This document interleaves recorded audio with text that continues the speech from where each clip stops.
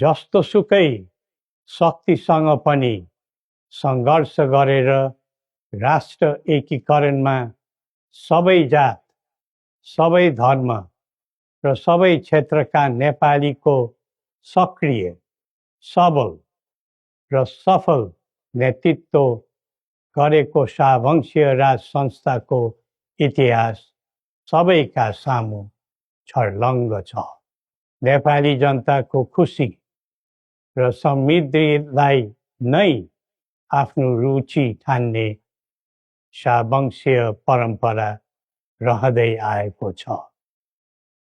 महाराज धीराजको मार्ग निर्देशनको परिधिमा रही हामीले नेपाली जनको एकता र वृद्धिमा जोड दिँदै आएका थियौं र छौं। तर कालान्तरमा कतैबाट उत्पन्न अवाञ्छित भ्रमको चपेटामा देश पर्यो।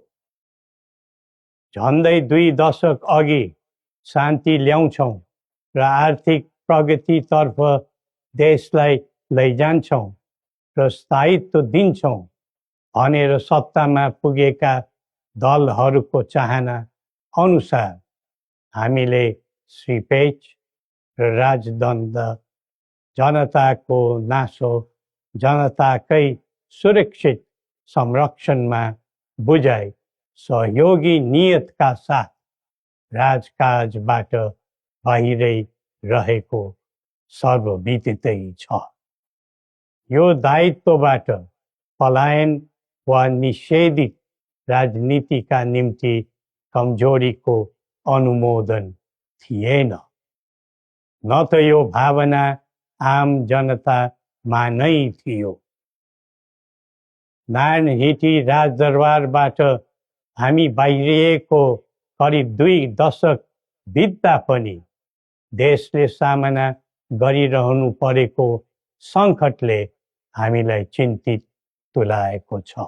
हिजो देश नबनेकोमा चिन्ता थियो, आज देश नै नबच्ने हो कि भन्ने निराशा पैदा भएको छ। महाराज धीराजबाट 22 वर्षको युवा अवस्थामै सुरु गरिबक्सेको एकीकरणको सफलता पछि आधुनिक नेपाललाई 4 वर्ण 36 जातको साझा फुलबारीको रूपमा चित्रण गरिबक्सेको थियो। यो मुलुक राजाको मात्र होइन, जनता र राजाको समान स्वामित्वको देश हो भन्ने सन्देश पनि दिइबक्सेको थियो। भाषण अनि जादु वा चमत्कारले यो देश बनेको होइन र बन्दैन पनि। सबै जात, धर्म र क्षेत्रका नेपालीको साझा प्रतिनिधिका रूपमा काम गरेको राज संस्था जनताले सुम्पेको जिम्मेवारीबाट विमुख हुनै सक्दैन। सबै नेपालीले यो कर्तव्यबोध गरी पृथ्वी पथमा लाग्नु पर्दछ भन्ने हाम्रो धारणा र आह्वान पनि छ। नेपाली विश्वमा जहाँ रहे पनि नेपाली मूलको भन्ने नै हुन्छ। त्यसैले राष्ट्रको प्रतिष्ठासँग नेपालीको प्रतिष्ठा पनि सँगै जोडिएको हुन्छ। मुलुक स्थायी वा अस्थायी रूपले छोड्दैमा देशसँगको सम्बन्ध तोडिन सक्दैन। देशबाट जनशक्ति पलायन हुँदै जानुले देशको भविष्यबारे निराशाको सङ्केत दिइरहेको थियो। अब पुँजी र पुँजीपतिहरू तथा कर्मवीर उद्यमीहरूको समेत पलायन हुनु थालेको छ। यो क्रमलाई तत्काल निरुत्साहित र नियन्त्रण गर्न सकिएन भने मुलुक असफलताको संघारमा पुग्न सक्ने सम्भावनालाई लिएर हामी आहत भएका छौँ। बडा महाराज धीराजबाट स्वदेशको पुँजी पलायनमा रोक लगाउनु पर्ने पक्षलाई महत्त्वका साथ जोड दिबक्सी जनता सक्षम र बलिया भए मात्र देश बलियो हुन्छ भनी दिव्य उपदेशमा उल्लेख गरिबक्सेको छ। जब जब युवा पुस्ताको भावना, चाहना र आवश्यकताको सम्बोधन गरिँदैन तब तब असन्तोष पैदा हुन्छ, जसले विद्रोहको रूप पनि लिन सक्छ भन्ने सत्य नेतृत्वले हृदयङ्गम गर्नै पर्दछ। नेतृत्वले पटक पटक युवालाई प्रयोग मात्र गर्ने तर उनीहरूको आवश्यकता बुझेर काम नगर्ने प्रवृत्तिले युवामा असन्तोष जन्मेर देशमा जनधनको हानि भयो। जसरी भविष्यका कर्णधारहरूको ज्यान गयो त्यसले सबैलाई स्तब्ध बनाएको छ। युवाहरूमा भ्रष्टाचारप्रति असहिष्णुता र आइटी प्रतिस्पर्धामा अग्रताको जोश देखिनु उज्जवल भविष्यको सङ्केत हुन्। तर उन्नतिको गन्तव्यमा राजनीति चुक्यो भने अल्छीको सपना मात्र बन्न जान्छ।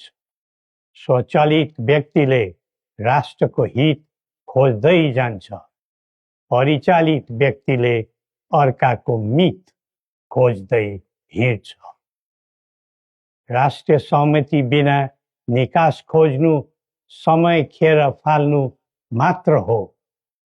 समुन्नतिको यात्रामा सबै मिलेर अघि बढौँ।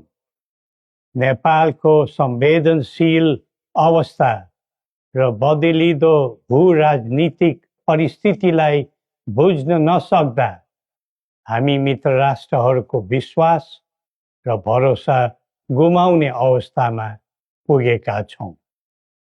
असन्तुलित बन्दै गइरहेको परराष्ट्र नीति र व्यवहारले राष्ट्रिय हितमा गम्भीर असर पुगिरहेको समयमा दिव्य उपदेश र बौद्धिक दृष्टिकोणहरूको महत्त्व अझ बढ्दै गएको छ।